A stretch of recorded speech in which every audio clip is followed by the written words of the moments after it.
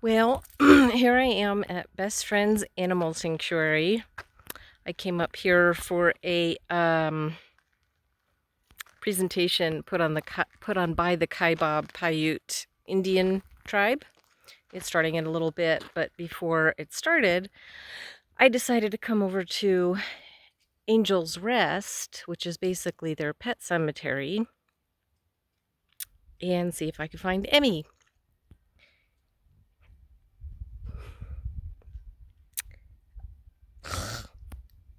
I don't know if I'll make it through this video. This is such an emotional place. I can't even tell you. Oh, God, it's so amazing here. So this place that we're looking at is called Angel's Nest. And it's a spot that they started for any birds that pass away here at the sanctuary.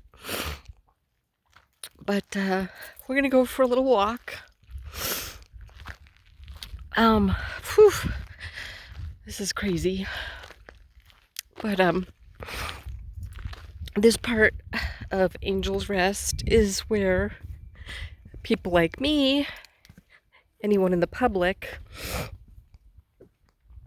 can have their animals buried, and they're here forever. And you can see, you know, they all have these green tags that specify who it is. But then some have pictures. We'll come to some of those. The stones are left by people who have visited. Wind chimes are also, I think it's if you don't bury your animal, but you want to leave a memorial. But the wind chimes are crazy. Most of you probably don't know about Emmy, but Emmy is a little cockatiel that I took on as a rescue years ago, and she was a baby.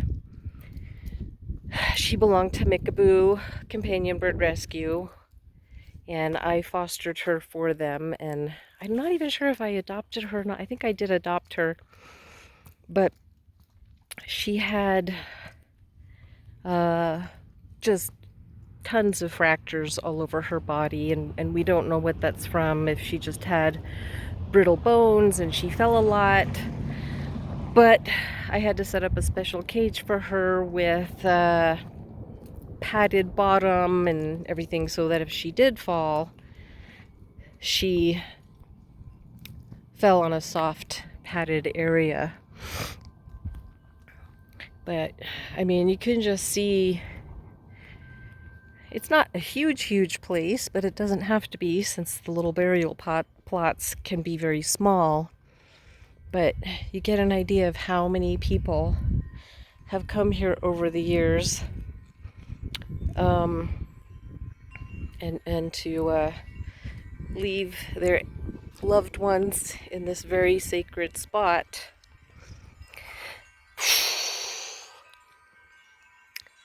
When those wind chimes kick up, it just gets to me.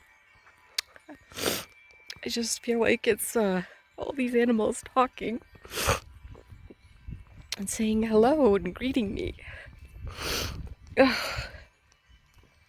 This one, Tomato, has had either a lot of visitors or the same people visiting lots of times.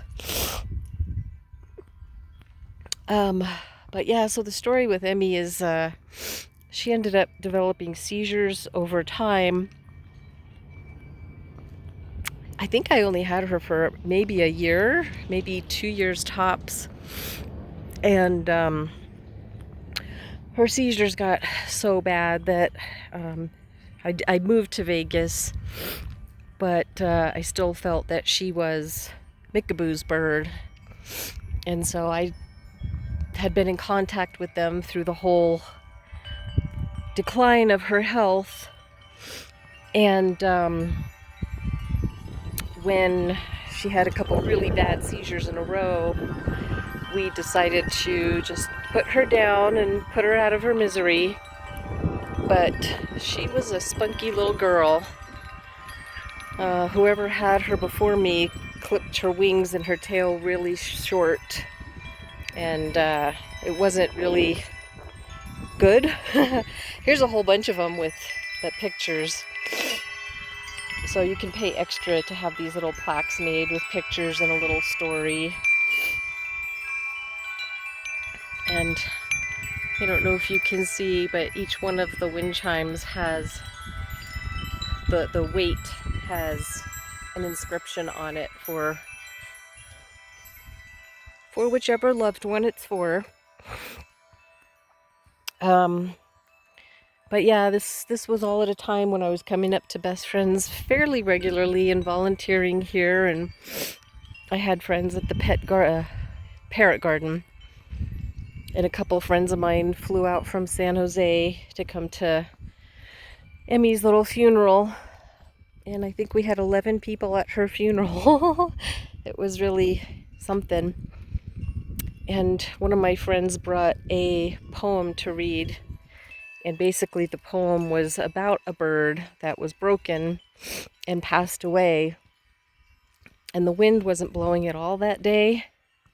And there was a part in the poem where it's after the bird has passed away, and the poem says, you know, fly free now, you're whole, fly away, or, you know, something to that effect.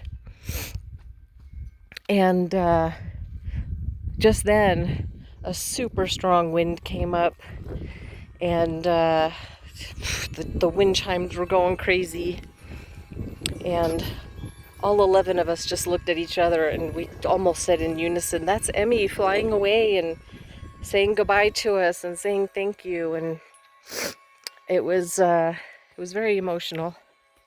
That's probably why I still get choked up when the wind chimes go. People have all kinds of stories about the wind chimes, the wind kicking up and activating the wind chimes at the most appropriate moments. It's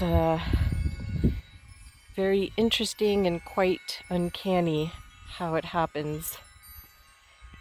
Yeah, and there's my little Emmy girl. It's kind of hard to tell because she's in the shadow of the bush. Sorry, Harold, I'm walking on you. But yeah, this is her little plot, and I did have a plaque made for her. And I guess I thought they had cut her tail, but they didn't. It was just her wings were cut really short. But that's probably why she fell a lot and hurt her bones. I have Wooby cremated in an urn, a very tiny urn. I guess at some point I should bring her here too and bury her with Emmy. And I'll bring Coconut here and Jackson when it's their time too, as well as Dovey. So, whew. Well, this is it. It's really beautiful here. If you've ever heard about Angel's Rest at Best Friends Animal Sanctuary, this is it. And you can't really tell in the video.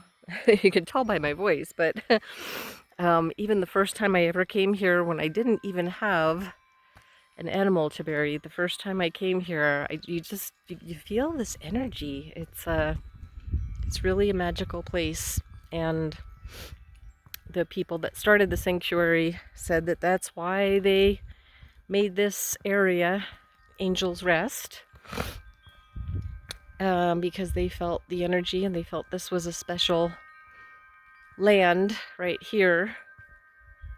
And it really is. And the wind chimes just make it even more amazing. So, I guess that's it. That'll be the little tour for today. If there's any interesting in the whatchamacallit, in the Indian tribe presentation, I'll inform you. All right. Well, thanks for coming on this walk. Bye.